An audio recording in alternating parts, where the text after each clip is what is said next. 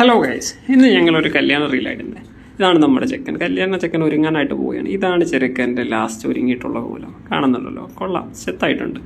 ഇത് കഴിഞ്ഞ് ഞങ്ങളിതാ നേരെ വീട്ടിലോട്ട് പോവുകയാണ്. വീട്ടിലിതാ ബ്ലോക്കാണ്, ട്രാഫിക്കിലാണ്, സിഗ്നൽ കഴിഞ്ഞു. ഇതാ ഞങ്ങളങ്ങനെ ചെറുക്കൻ്റെ വണ്ടി അലങ്കരിക്കുകയാണ്.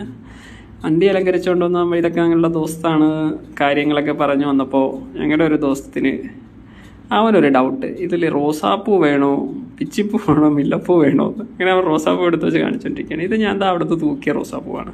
ഇത് കഴിഞ്ഞ് ഞങ്ങളുടെ ചെക്കൻ്റെ വണ്ടി വന്നു. കല്യാണ ചെക്കൻ്റെ വണ്ടിയാണ്. ചെക്കൻ്റെ വണ്ടി വന്നു. ചെക്കൻ എന്താ ഇറങ്ങാൻ പോവുകയാണ്. ആ ചെക്കൻ ഇറങ്ങിയിട്ടുണ്ട്.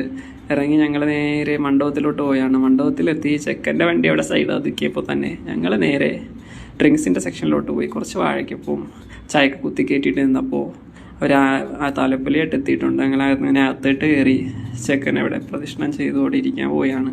ഞങ്ങളിതാ എല്ലാം വെയിറ്റിംഗ് ആണ്. കുറച്ച് പൂവൊക്കെ തന്നിട്ടുണ്ട്. അങ്ങനെ പെൺകുട്ടി എത്തിയിട്ടുണ്ട്.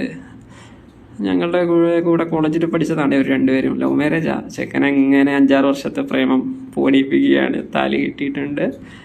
ഓക്കെ, അവൻ സന്തോഷവാനാണ്. ഞങ്ങൾ നേരെ ഊട്ടുപേരയിലോട്ട് ഓടാനുള്ള പ്ലാനാണ്.